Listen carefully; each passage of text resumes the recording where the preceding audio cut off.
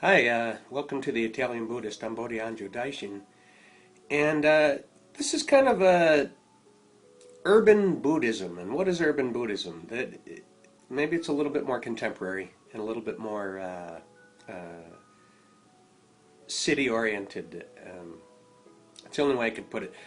Today I wanted to talk about compassion, and we talk about compassion all the time in Buddhism, in every sect of Buddhism, and from Zen Buddhism to Pure Land to Kadampa to Tibetan and so forth.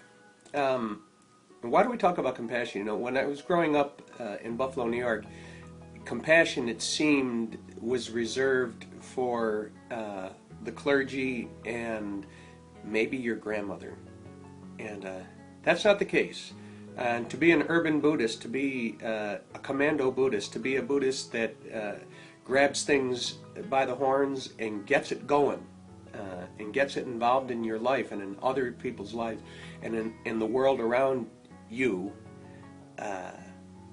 compassion has to be a factor to be to feel truly what the Buddha talked about in the Heart Sutra and in so much of his teachings. Compassion, putting others before yourself. Buddhists didn't invent compassion, didn't invent loving kindness, wishing peacefulness, and may all beings be peaceful and happy, may all beings be healthy and strong, may all beings be safe and protected, free from all inner and outer harm. May all beings experience ease of well-being and equanimity, free from attachment, anger, and bias. To say these things, these aren't just words. It works to the very core of who we are. Why is it a moral thing? It's not so much a moral thing as it is right. It's right to do. It makes sense. It's scientific. 1 + 1 will always equal 2. 1 + 1 will always equal 2. Giving to your fellow man will always equal good. It's good to do. Give to your fellow man. We're not heroes for giving. We're supposed to give. That's the deal. Buddhism teaches me to not be a victim. I'm not a victim. I'm responsible. My actions, karma, exists. In the way that I could explain karma very simply is, think about yourself, how you were 10 years ago. 10 years ago. Were you 10 years ago who you are now? No.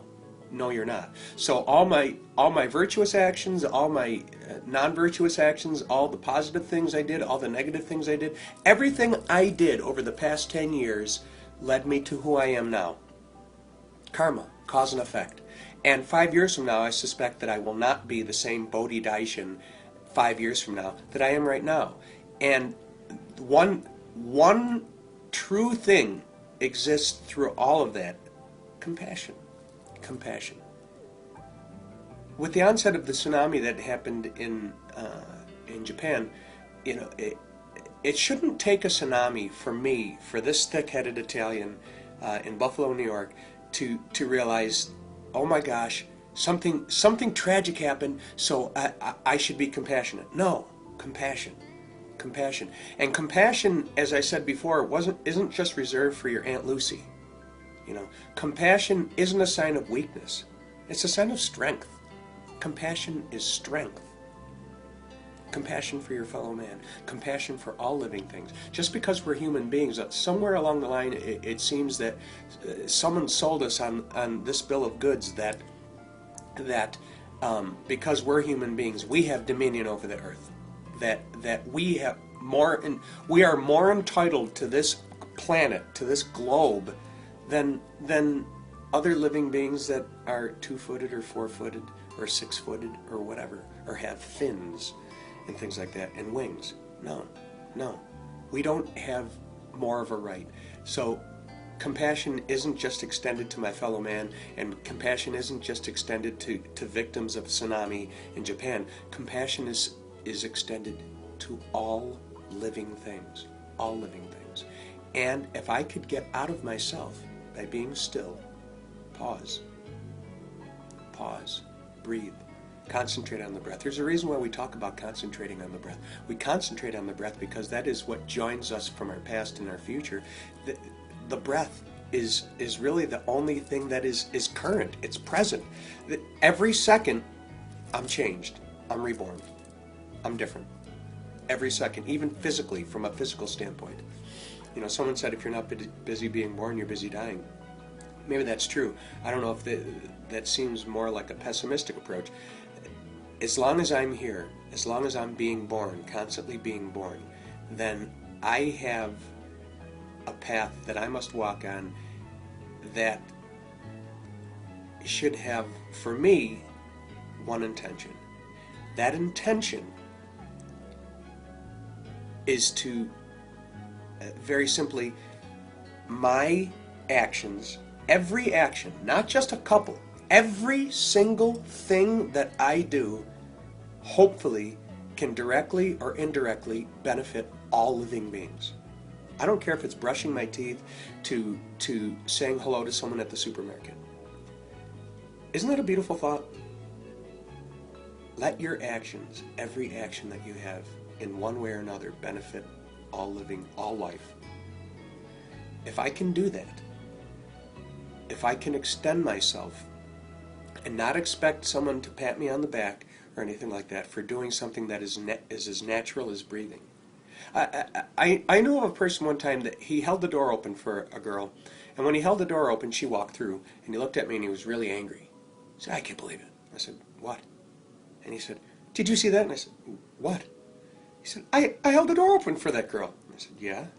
And she said, she didn't even thank me. And I said, "So what are you saying? Your happiness depended on whether or not she acknowledged the fact that you held the door open for her? Maybe you're holding the door open for the wrong reasons. Maybe we should hold the door open for someone because it's just a kind gesture. Or maybe because I'm a gentleman. And if she says thank you, well, that's fantastic.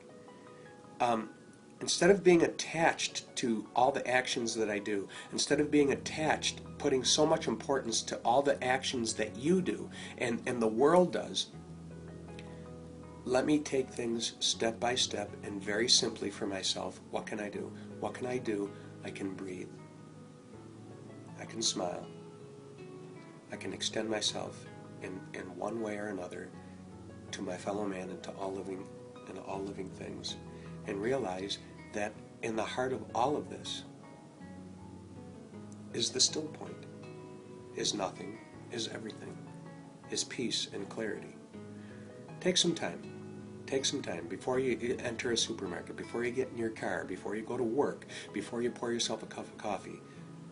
Take a couple minutes to just breathe simply and focus on that. And feel the natural compassion and the natural inert generosity that we all have. We all have it. We've had that inert, that generosity has been there since before we were born in our consciousness. Tap into that. It's a fantastic thing. We all have it. I don't care how miserable your life is or how fantastic your life is. In there, you have a natural wellspring of compassion and love that we can draw from. Breathe, focus on it, and give it. This is Bhodi Daishin, the Italian Buddhist. You can reach me at Bhodi, B-H-O-D-I, at ItalianBuddhist.com, or go to www.ItalianBuddhist.com. Have a great one. Namaste.